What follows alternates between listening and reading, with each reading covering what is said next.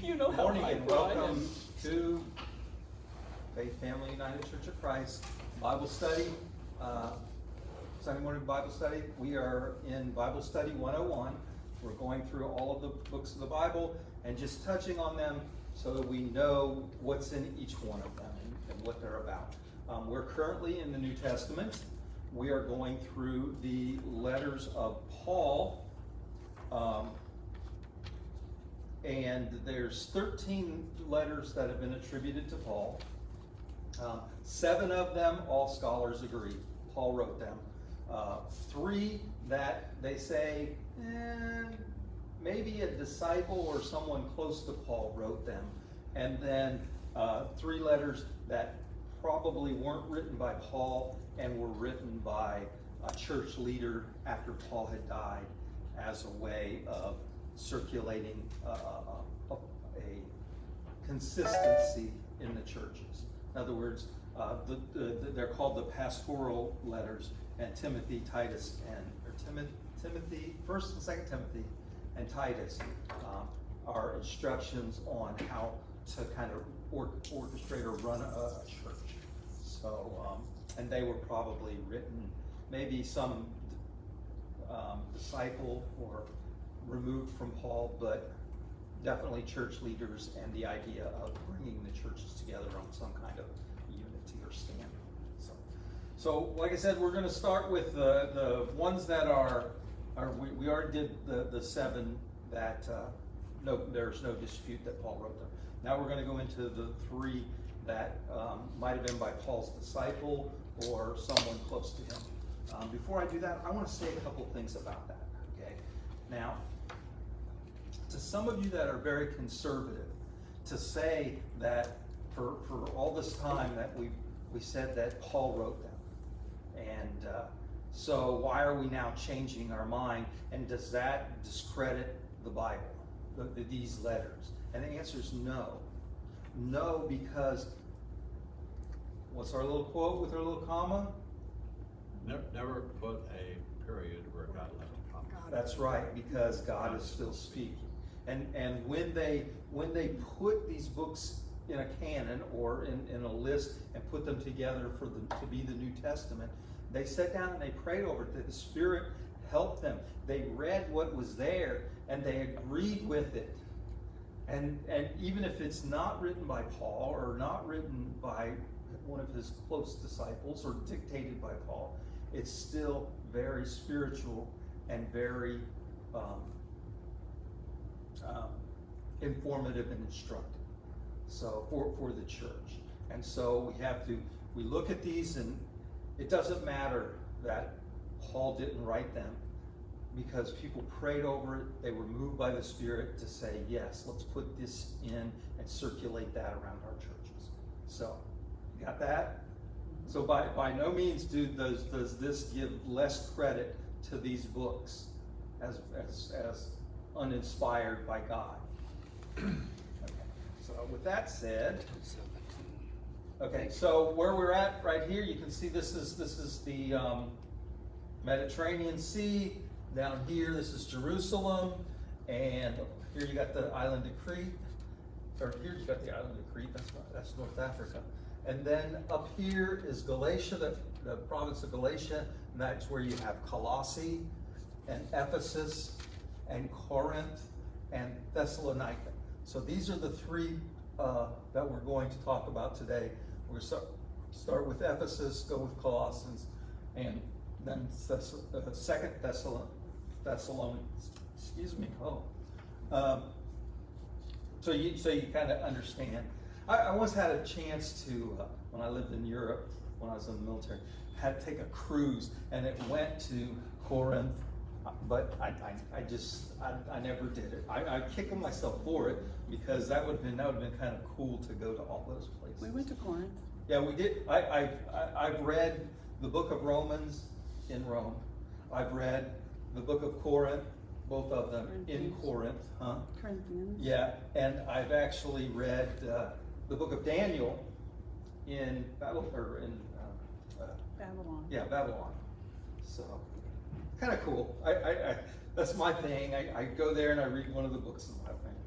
Anyway, so this is just to give you an idea of what's going on. So Ephesus, Ephesians, on page 1017 of your little pew Bible there. We got it. Okay. And what did I put down for a date? I didn't put, oh.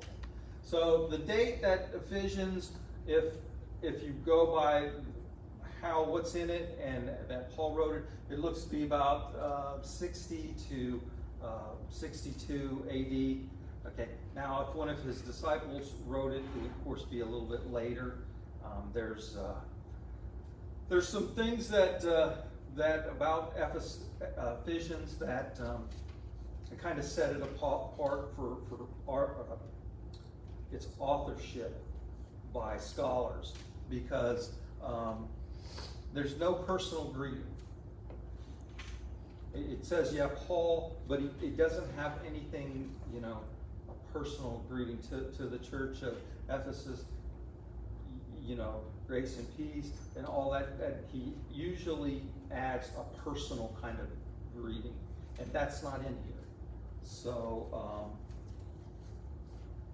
how can they not be so aware? How can they write it without knowing there was always a greeting? How can they write this if they're apostles? How do you come to work and not say good morning to everybody? It's just something that Paul's writing. If you look at the 7 books that are definitely Paul's, he always has a personal kind of, see, it's me, Paul, and I give you this. Say hi to such and such and such, something like that. But here there's just, it says, Paul, an apostle of Jesus Christ by the will of God, to the saints in all of Ephesus, grace to you and peace from the Father.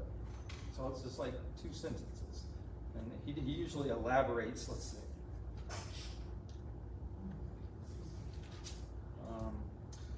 Romans.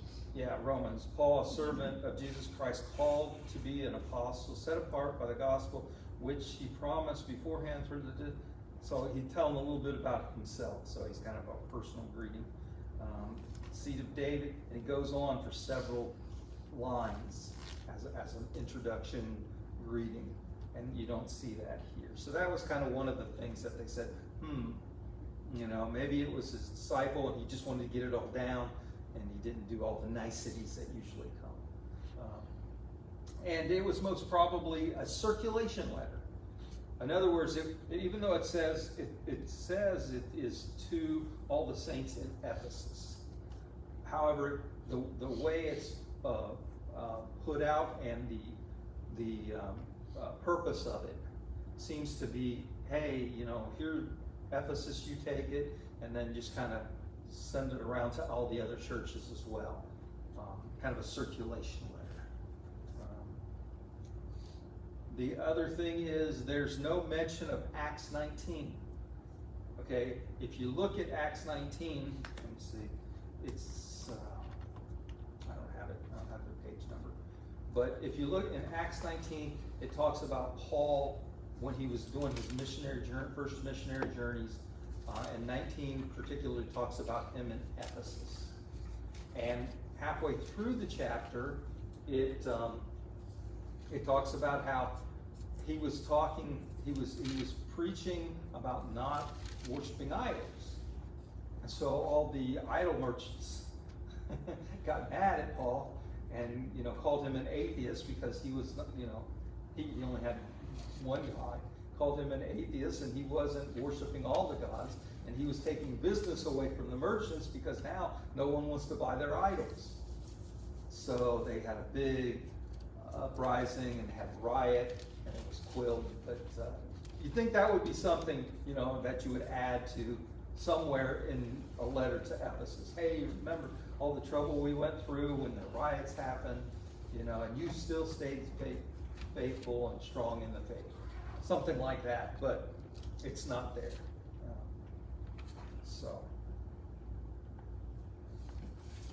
So the purpose of Ephesus is this is interesting, there are no corrections. He doesn't say, I hear that you're doing this, don't do that, do this instead. There's nothing like that in there.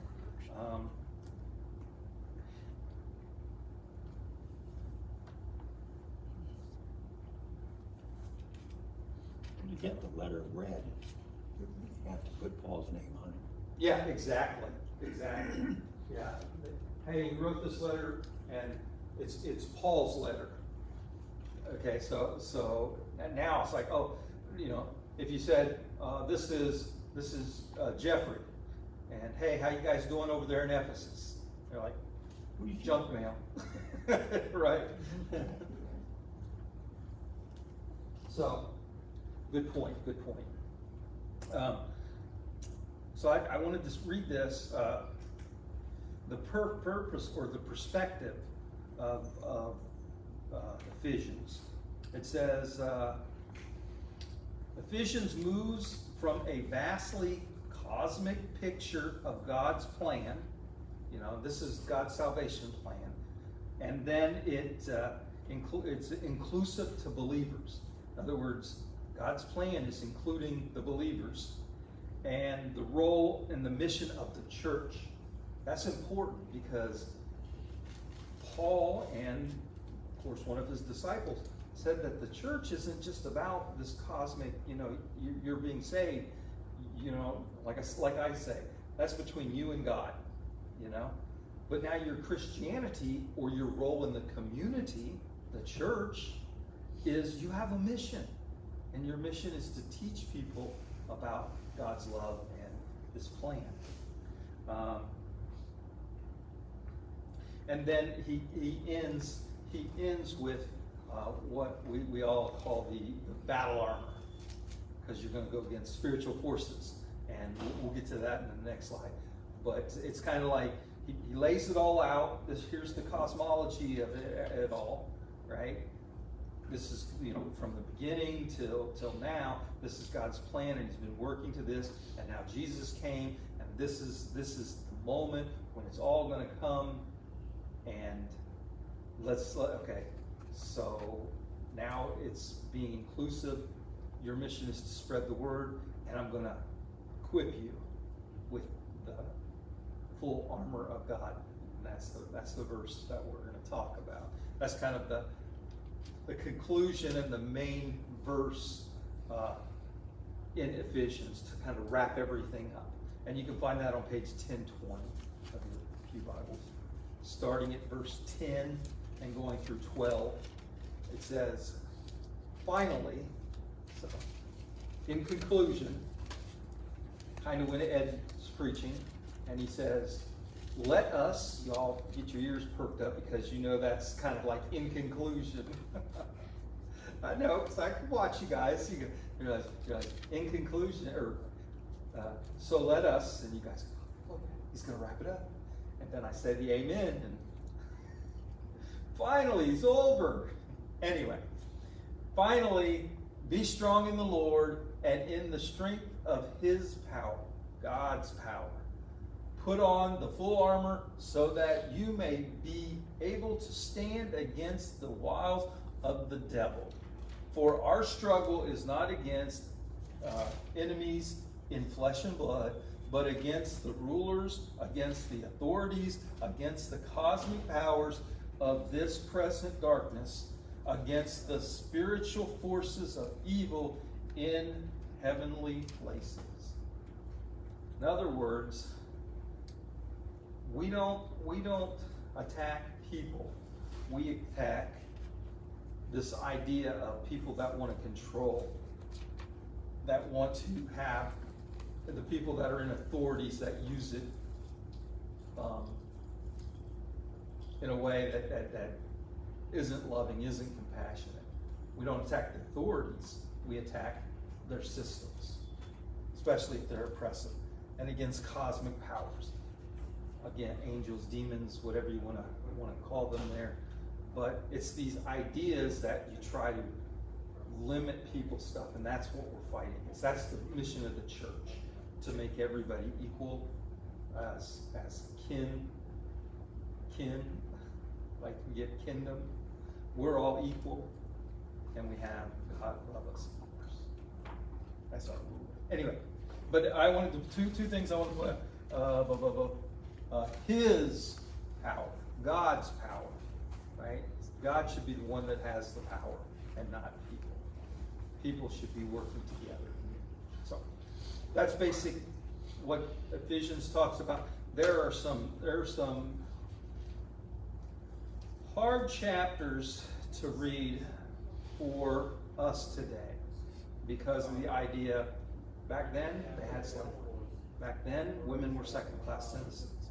Back then, so when we talk about obeying your masters, or women obey your husbands, that kind of throws us off a little bit.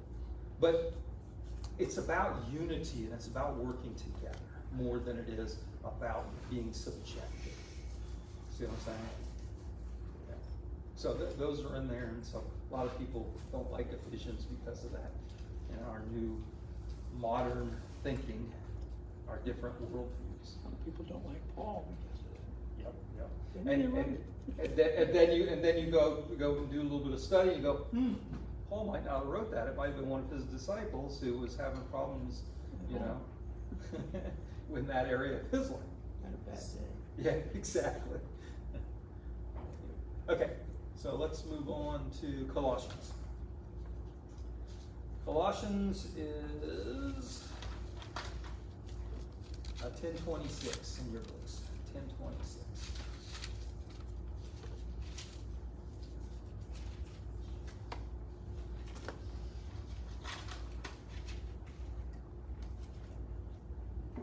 Okay, the date, again, if it was, we put it in the timeline if Paul wrote this, it would be about 61 to 62, all right? The author is in question. The reason the author is in question is because it seems to be very consistent with what's in Colossians, the writing style. Okay, in Colossians and in Ephesians, the composition is long.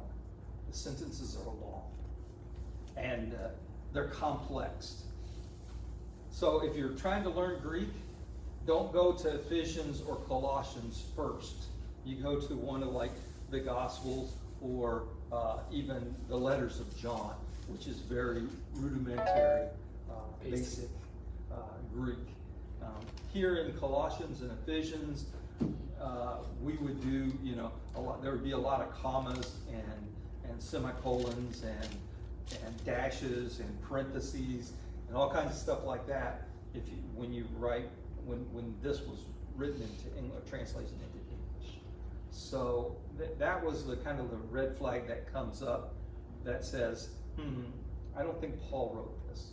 Maybe one of his disciples wrote this. And these are very consistent with each other. So they suggest that it was probably the same person that wrote Colossians and Ephesians. The purpose of is to address controversy that's going on in Colossians. There's what is the word deceitful philosophies is what's used by the author. That he's warning against these deceitful philosophies. And these philosophies seem to be urging the people, the Christian community, to become ascetic or asceticism. That's where you go off and on your own and you meditate in the wilderness or whatever. And so it's kind of this is what you need to do to be a Christian. And he's like, no, this isn't what you need to do to be a Christian. You don't go off and be by yourself. But they think that possibly this urging to become an ascetic life is perhaps achieve visions. Like the people were told to do this so they could achieve visions. What happened to Paul?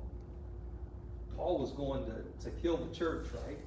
When he's traveling, and then all of a sudden he sees a light and he sees a vision of Christ. Christ talks to him. So you can see where they go, well, why don't everybody have this vision? And what's interesting about that is the Methodist Church do that? Is it the Methodist Church? I think it's the Methodist You Church. can have meditation. That's Wesley, right? Okay. To be a pastor for a long time, you had to have some kind of a conversion experience, like you saw a light, and so this idea is still floating around today. So for me to stand up here and say, oh well, I was driving and all of a sudden I had to pull over and God just kind of spoke to me and told me that I was going to be a preacher and this and that.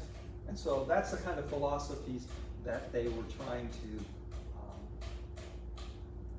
preach in Colossians. And Paul said, or the author here says, no, you don't need that. You just need to believe and to believe. And he talks about grace. So for me, this almost sounds like the beginning of Gnosticism. Gnosticism is knowledge. It means knowledge. And there's a special kind of knowledge that you need to become higher and higher a Christian, deeper levels of Christianity. But it's a secret, and only someone from that level can tell you about that. And you have to mature into it. And they teach you the secrets of Christianity. And it's like, no, that's, Christianity is open. And it's not something that has to be taught, or you have to reach different spiritual levels. So, and I think that this book being written early could have been aimed at that particular thing, to combat this beginning of Gnosticism. Because people were interested, they found something new. And so how do we do this? And, it's like going to Google today, right? If I Google in it, I'm going to get some crazy things, right? The first couple things when you get to Google is sponsored. No, that's an ad, that's an ad, that's an ad, that's an ad. And then you start getting into other stuff, and it might be good information, but some of it just might be just some guy that can't, hold a regular church and teach about loving, and he takes off and goes on his tangent, and now he's teaching his tangents to everybody and calling it Christianity. So anyway, do you understand where I'm going here? Okay, so that's kind of what the purpose of Colossians is. It's to combat this, what I'm going to call early Gnosticism. Maybe not, I wouldn't call it Gnosticism as the ground floor of Gnosticism. This ascetic lifestyle and trying to seize visions. Okay. You can have ascetic Gnostics and Christian Gnostics. Oh yeah. And Christian ascetics. Yep. So the memory verse that I pick out for this one is 1 Colossians 9 and 10. For this reason, since the day we heard it, we had not ceased praying for you and asking that you may be filled with the knowledge of God's will in all spiritual wisdom and understanding, so that you may lead lives worthy of the Lord, fully pleasing to God, as you bear fruit in every good work, and as you grow in the knowledge of God. Okay, you see that there? He uses knowledge a couple times, kind of saying that, this is the knowledge of God, not what they're teaching. And that this is to good works and grow with strength to do good works.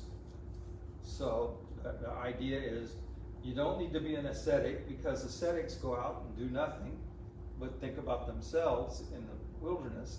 And that's okay, meditating for a while, but you need to be back and to do good works, because that's the whole mission of the church, is to do good works and to teach people how to live in this community that we call Christian church or love. Questions about Colossians?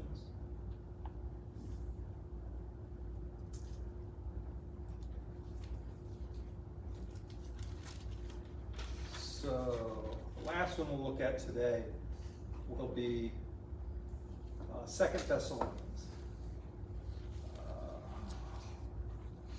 What do I got? 1032 in your pew Bible.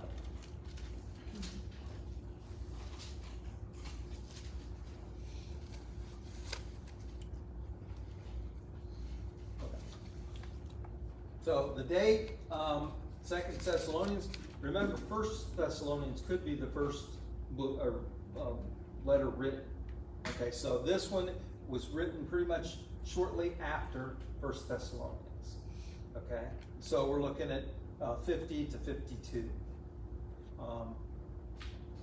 While the style and phrasing are similar, there are hints of forgery, and that's in chapter 2, verses 2, and chapter 3, verses 17.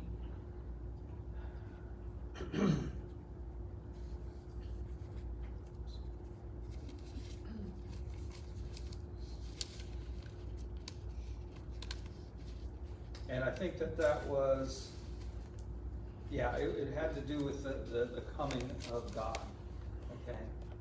And it seems to contradict some of the things that he said in 1 Thessalonians, those two. Now, there are several ideas on why this is probably not Paul. The first one is that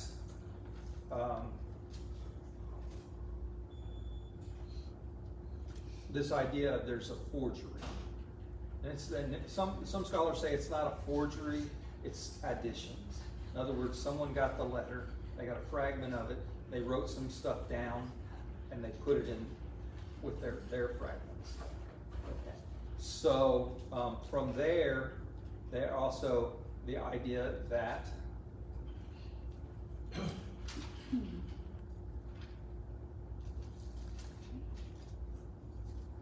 get it right. I don't want to say it wrong.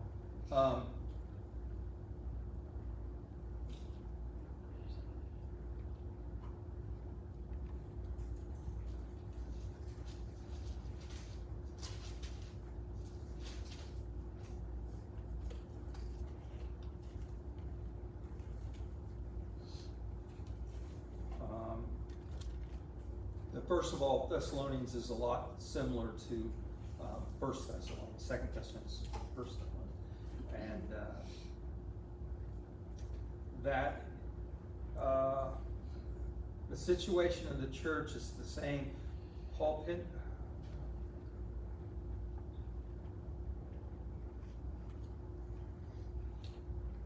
Okay.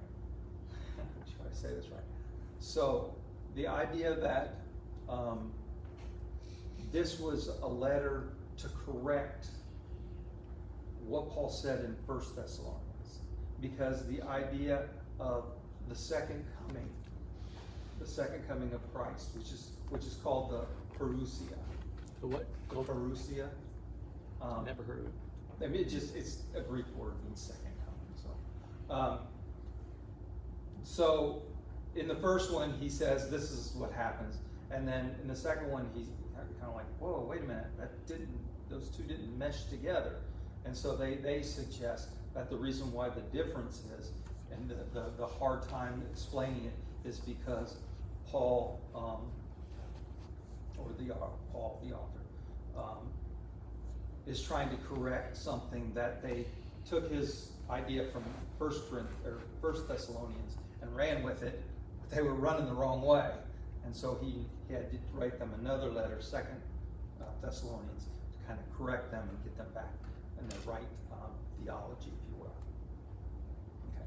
And then the other one is the idea that there was actually 3 letters, and they got out of order because they're not on a scroll anymore, right?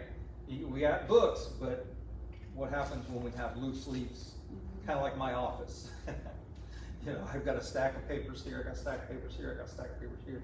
And what happens when you pick them up and go, oh, that goes with this one, and now you mix them up because they don't have their numbers on the corner. So they think that might have happened, and what we come up with was, this is, you know, the early church leaders said this is the first letter to the Thessalonians, this is the second letter, and they closed the third letter, or they just made the second part of, or the third part of the first. So convoluted. What they're trying to say is, you know, they want to say Paul wrote the letters, and it's just a copying error. So, okay. Well, some people thought that the first letter told them that the Perusa had already come. And that was, yes. They're saying, no, wait a minute, it hasn't yet. And that's 2 Corinthians, that's the purpose. And you said that, there you go, right? There you go. So in the first letter, yeah, he's encouraging to reassure the second coming. It is going to happen. And the second letter, some people were telling them that, hey, it's already happened. He said, it hasn't happened yet. So he had to come out there. And the funny thing about that is, I like to watch TikToks, and all the people I follow are a lot of other pastors, and so they get these ideas and they run with them, and they'll put up a little blurb of someone talking about something like this. And there are people out there that want to say that in 70 AD, with the fall of the temple, Christ actually came back at that time. And so we're kind of living in a purgatory right now. So it's like, interesting way to put that. But Paul, that's the whole purpose of 2 Thessalonians, is Paul to say, no, you know the second coming is coming, and it hasn't happened yet, so here you go. Any questions on any of that? It's a little complicated, but went a little deeper than I wanted to go for the introduction to just the book. So, okay, and then 2 Thessalonians 3:4. 2 Thessalonians 2:3-4. Let no one be deceived. See, you in any way, do not let anyone deceive you in any way. For the day will not come unless the rebellion. So he's saying that here in this, that the day hasn't come yet. It's not going to come until everything is put under the feet of Christ. It's ready for Christ to come back at the same time. So that's another encouragement to the church to get things right, to spread this community of love, because Christ isn't going to come back until then. And that's not, Christ can come back at any time. And now I'm getting into my sermon. So I'm getting it's time to wrap it up. So. No, I just wanted to say that 2 Thessalonians deals a lot with false teachings, and Paul, or whoever wrote it, is trying to encourage people to recognize false teachings and to know how to respond to them. And that's a message that our church should really do a deeper dive into that, because that's something that we need to really be practicing in our lives and showing other people who are conflicted about their faith and the state of the world, and how to recognize false teachings in their own churches. Yeah. That's good. Yeah. She said, you hear what she said? Okay. Especially in today's world, because there's people out there that they realize that this is that you can make lots of money doing this. you can buy jets and homes and cars by standing up in front of people and telling them, whatever they want to hear. So the warning to check that, check that. And what I like to do is I like to, anything that someone teaches me or tries to teach me from the Bible is the question, where's the love in that? So if there's no love in that, then, you know, or you can't bring that back around to there's love in that, then I question your teaching. I just want to comment about these merchants up north. I'd be visiting someone and there were the grandparents, and on the walls, they had a piece of wood for $25. They got part of the cross of Jesus. And there was a piece of fabric for $25. It was part of the, and I asked them, and this was these Protestant big preachers up there, thousands of people belong to the church. But at $25 a clip, my gosh. And then you find out they retire in Palm Springs somewhere. Well, yeah, and that's what I'm saying. You can make a lot of money off of scamming people, and it's sad. Yes. But that's the importance of this letter, is that we need to Correct it. we need to be aware of it and ask the questions and not just accept something. Crossing tubes. Okay. Are you, cut it off oh, right well, there. you're off? No, we can send it. Yeah, I'm looking forward to it. Thank you. Is it off? No.